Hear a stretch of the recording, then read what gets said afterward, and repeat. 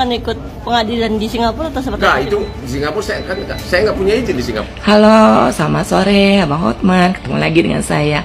Bang, saya sih sambil nunggu jadwal saya selanjutnya ini searching, saya sukanya ketemu nih ya. Klarifikasi abang lagi ya, semoga ini adalah klarifikasi abang yang terakhir. Nah, buat ibu-ibu ya teman-teman, berarti apa yang saya sampaikan kemarin mengenai batas otoritasnya, license-nya untuk advokatnya Bapak Hotman, apakah sudah goes internasional ataukah hanya cuman di Indonesia aja, sudah terjawab.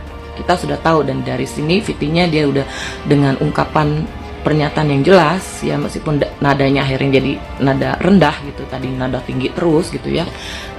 Jelas bahwasanya beliau hanya bisa cakupan seluruh Indonesia aja, tidak goes internasional, sehingga beliau tidak bisa mendampingi Eden Wong sampai Singapura gitu ya. Jadi pernyataan saya kemarin udah clear ya, mengenai seberapa luas license-nya Bapak Hotman Paris ini gitu, tentang advokatnya, jabatan advokatnya.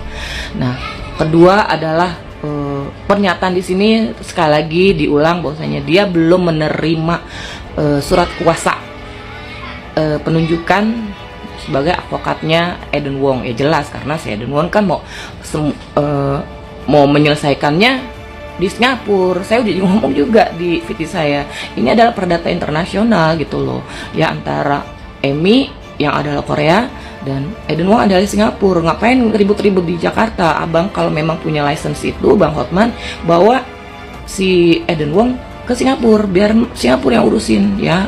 Untuk anak-anaknya biar dinas sosial Singapura yang handling gitu. Nggak usah diperkarakan di Indonesia gitu, karena abang kan ada sebut saya memang ditelepon ya, dan abang menyebutkan lagi hampir selama ini abang cuma berteleponan ria bersama Bapak Eden Wong ya, gitu ya, bahwasanya ada asuransi yang harganya fantastis itu ya, sampai lumayan ya gitu, itu luar biasa. Dan saya pengen tahu tuh itu asuransi apa.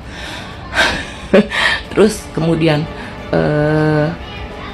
abang nyebutin adanya KDRT, pun KDRT di mana? Apakah di Indonesia atau di Singapura? Kan saya udah ngomong juga gitu. Dan ternyata semua kan kejadiannya ada di Singapura. Asuransinya juga saya yakin asuransi di Singapura, karena selama ini di Indonesia yang saya sudah survei beberapa asuransi besar gitu ya, tidak ada yang mengcover Bang kalau untuk budir. Tidak ada yang namanya di cover kalau seandainya terjadi pembun gitu ya oleh anggota keluarga sendiri. Tidak ada, setahu saya gitu, ada klausalnya dan itu tidak di cover. Tapi kalau seandainya abang menyatakan itu dan diduga gitu adanya gitu motif seperti ini seperti itu hanya harus, saya masih butuh klarifikasi bagian itu. Kenapa sampai abang bisa menyebutkan pernyataan itu tanpa adanya bukti otentik berupa polis nih ya, polisnya seperti ini, dan di pasal ini klausalnya isinya ini, dan polis asuransinya bernama ini, maskapai asuransinya seperti ini.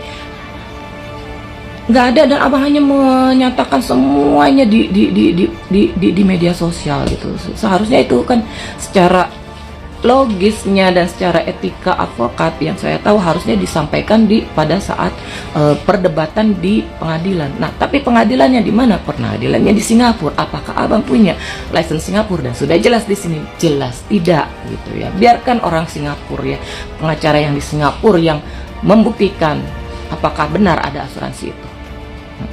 Apakah benar anaknya pernah mencoba gitu, dan mencoba melakukan suicide ya. Jikalau ada katanya sayat-sayat di tangannya bla bla bla, itu pasti ada tandanya, biar mereka membuktikan sendiri di sana.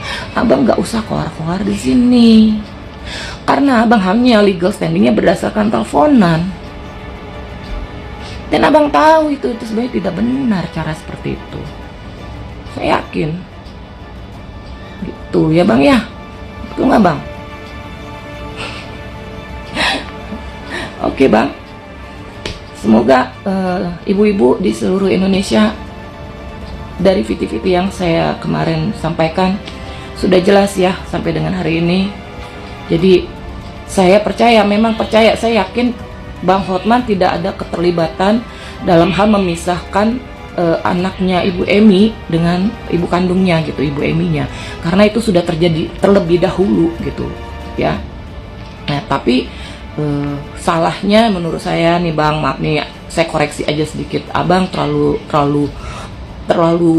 berapi-api mengungkapkan segala hal yang menyangkut Ibu Emi dan sifatnya memojokkan Ibu Emi gitu, untuk menggiring pemikiran para ibu-ibu seluruh Indonesia bahwasanya Ibu Emi tidak sepolos dan selugu itu gitu ya kan, dengan menyebutkan ada motif dan diduga ada ini dan akan cair itu, dan ternyata Ibu Emi sudah menyangkal, dan Ibu Emi juga menyangkal bahwasanya ada satu kejadian tentang percobaan suicide dari anaknya ya gitu.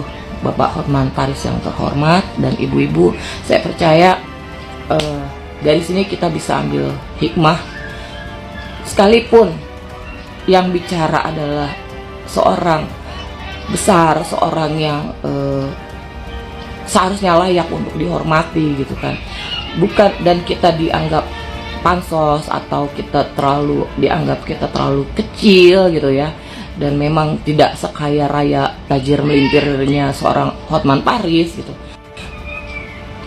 Hotman ya gitu, jadi bukan berarti kita kecil gitu. Yang penting kita bisa menganalisa mana yang benar. Kalau ada keganjilan, kita boleh mengungkapkan gitu. Seperti saya mengungkapkan, ini ada hal yang aneh gitu, dan ada keganjilan, misinformasi dari seorang Bapak Hotman Paris, dan saya harapkan sih yang mengenai apa yang Bapak Hotman ceritakan di media sosial mengenai ada dugaan ini dan itu tentang asuransi, dan ada dugaan KDRT yang dilakukan Ibu Ami terhadap anaknya dan sebagainya bisa diklarifikasi sih Bang. Itu sih yang masih saya tungguin. Nah selanjutnya adalah kasus Ibu Emi yang telah melaporkan si artis. Itu gimana Bang? Apakah Abang menerima kasus itu? Itu pertanyaan saya. Kalau terima ya itu hak Abang. Tapi dengan satu resiko, Abang akan ketemu lagi yang Abang bilang ibu-ibu munafik. Dengan pernyataan-pernyataan yang akhirnya membuat Abang sensi tingkat dewa. Oke Bang, salam hormat dari saya. Ya tetap semangat Bang. Dan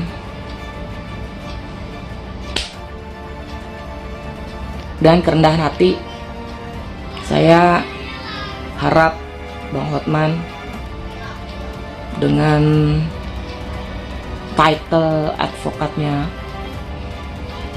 jangan mencemarkan title itu sampai akhirnya semua orang merasa semua orang advokat pansos, semua orang advokat itu tidak dapat dipercaya.